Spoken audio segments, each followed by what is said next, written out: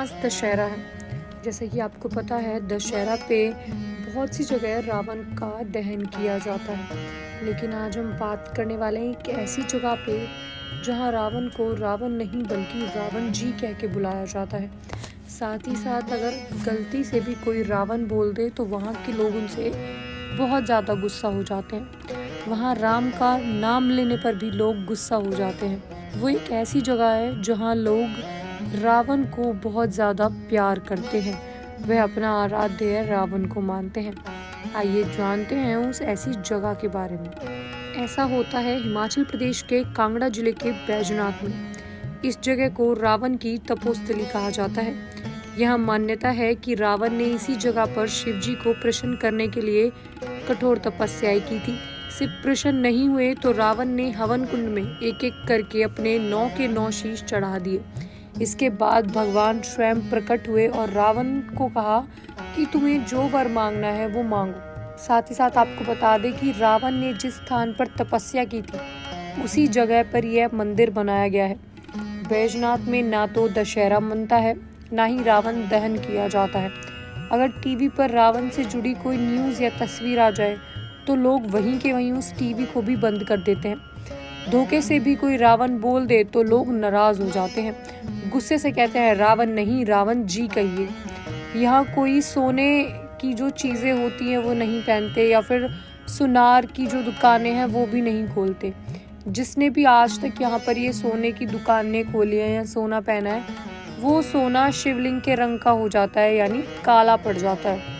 साथ ही साथ गांव वालों का कहना है कि रावण नहीं, रावण जी ही कहना होता है। साथ ही साथ गांव वालों ने ये भी बताया कि जो गांव से लोग बाहर रहते हैं, जैसे कि गुड़गांव, चंडीगढ़, बड़े बड़े इलाकों में, वो वहाँ भी अभी तक रावण दहन नहीं देखते, क्योंकि रावण उन सबके आराध्य हैं। जो भी लोग बैजनाथ से रहने वाले हैं, सबके आराध्य रावण माने जाते हैं। अगर वो लोग कहीं बाहर भी हैं तो भी वो रावण के साथ गलत होते हुए या फिर रावण को दहन होते हुए नहीं देख सकते। साथ ही साथ गांव वालों का यह भी कहना है कि हम अपने बच्चों को राम की नहीं बल्कि रावण जी की कहानियां सुनाते हैं, उनकी वीरताओं की कहानियां बताते हैं। आज तक उनके जैसा विद्वान और शक्तिशाली इस देश दुनिया में कोई भी नहीं हुआ।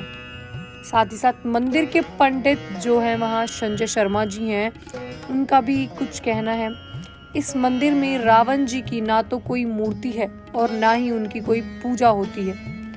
उनका दर्जा बहुत बड़ा है। देश के बाकी हिस्सों की तरह यहाँ उनकी छवि नहीं है। बैजनाथ वासी मानते हैं कि वे शिव के परम भक्त थे, चारों वेदों के ज्ञाता थे। उनसे बड़ा विद्वान इस पूरी दुनिया में आज तक ना कोई हुआ है, ना कोई होगा। अब एक बड़ा सवाल उठता है कि यहाँ दशहरा क्यों नहीं मनाया जाता। तो हम आपको बता दें कि बैजनाथ में रावण जी ने तप किया था। यहाँ जब भी किसी ने दशहरा मनाया है, 1 महीने बाद या तो उसकी मृत्यु हो गई है या फिर उसके कुछ और आपदा आ गई है। भगवान शिव की धरती पर उनके भक्त का दहन कोई कर ही नहीं सकता। महाकाल नाराज हो जाते हैं, इसीलिए यह परंपरा बंद करनी पड़ी।